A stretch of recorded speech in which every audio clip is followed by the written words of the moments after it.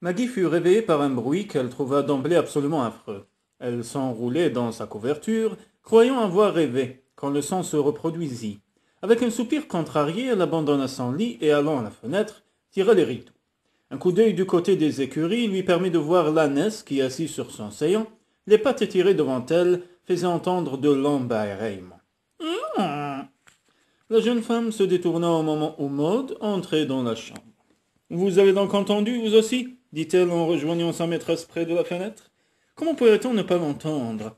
En effet, approuva Maud, ces braillements réveilleraient un mort. Les deux femmes eurent un rire attendri.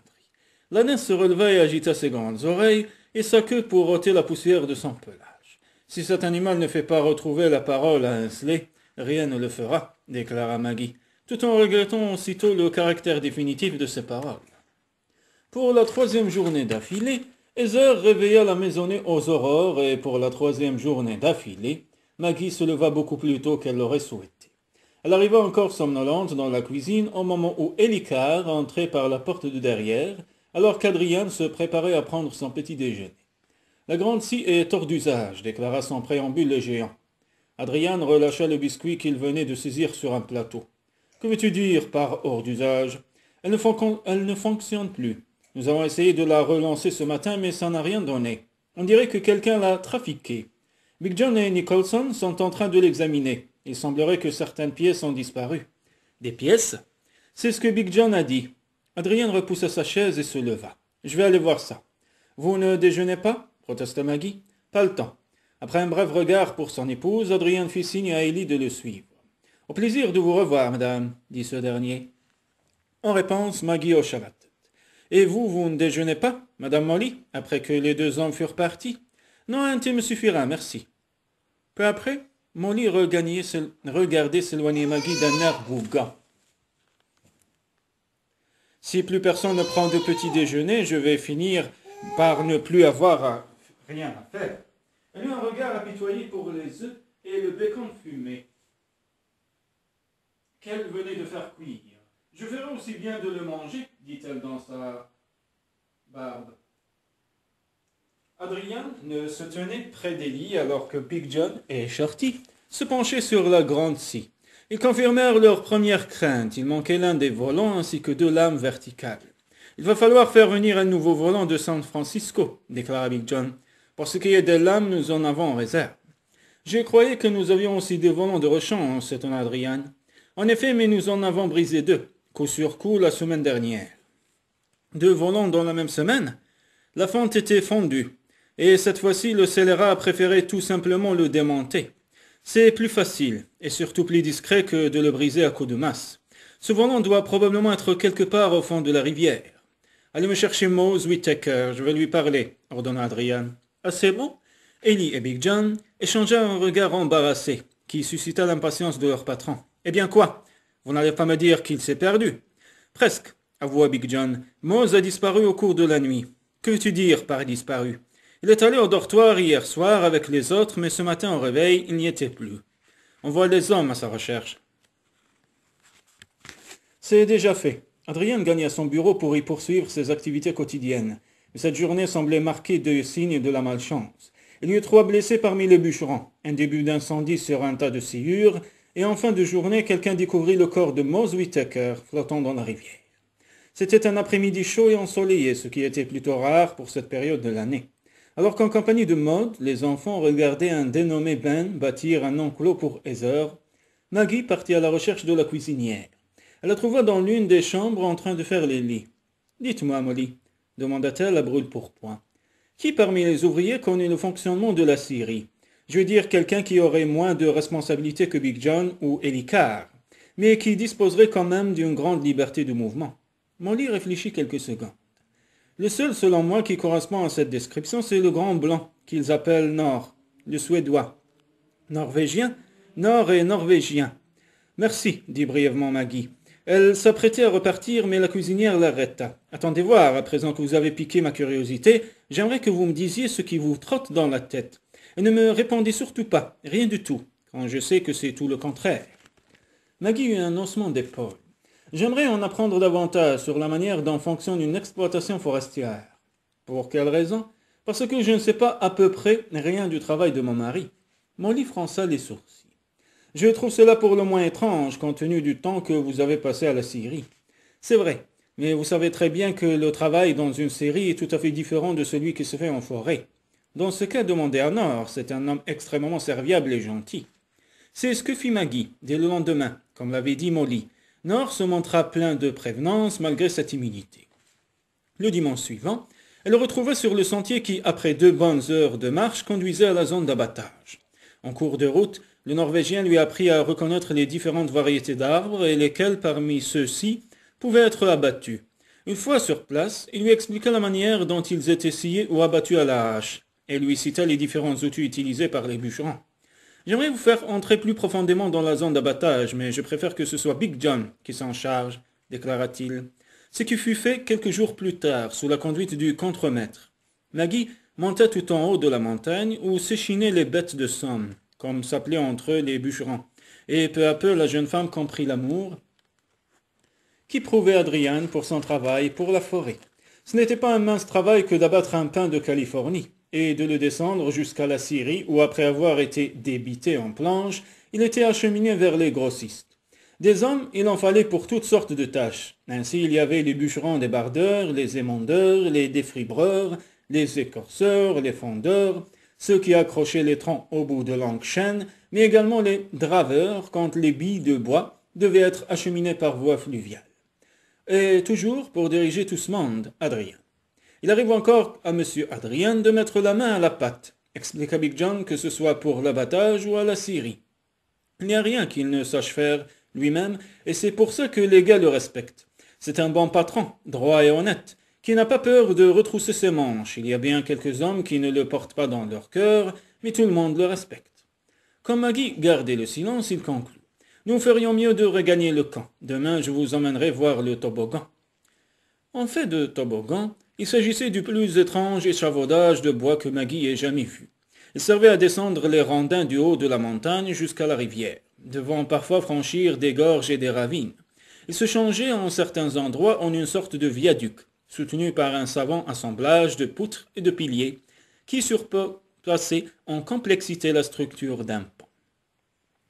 Lors de sa 3e visite, Maggie eut l'occasion de voir un dénommé Jem Johnson s'apprêtant à franchir une étroite passerelle surplombant un ravin pour dégager une bille coincée qui menaçait d'en faire basculer de nombreuses autres par-dessus bord et par là même de mettre une partie de l'installation en péril. L'atmosphère était tendue. Johnson hésitait à s'engager sur l'étroite passerelle surplombant un gouffre de près de 100 mètres. Sans mot dire, ses compagnons se rassemblèrent autour de lui. Apparut alors Adrian qui, descendant de cheval, fit signe à Johnson de lui laisser le passage. Avec 1000 précautions, il rejoignit l'endroit où la bille de bois était coincée. Maggie retint son souffle quand, à grands coups de botte, il replaça la bille dans le sens de l'écoulement. L'opération ne se fit pas sans peine, mais il réussit et ce fut avec un soupir de soulagement qu'elle le vit regagner la terre ferme. Ce soir-là, après le dîner, elle alla le retrouver au salon alors qu'il lisait le journal qui lui était expédité de San Francisco. Elle s'adonna quelques minutes à son tricot. Puis, s'avisant que le cliquetis des aiguilles troublait sa lecture, elle demanda.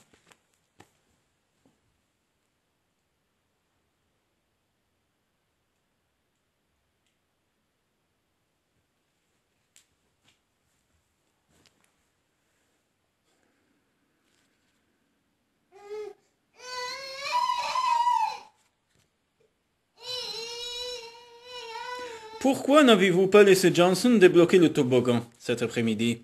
Parce qu'il a une femme malade qui l'attend au Minnesota, et 13 enfants qui, sans lui, seraient morts de faim depuis longtemps. Vous êtes décidément un homme étrange, Adrian McKinnon. Il haussa les épaules, entendre les femmes, tous les hommes le sang. Maggie sourit.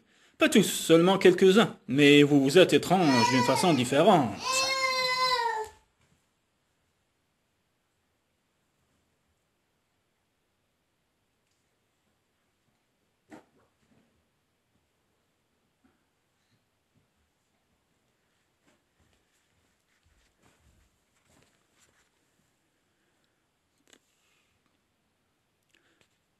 Il haussa les épaules, à entendre les femmes, tous les hommes les sons.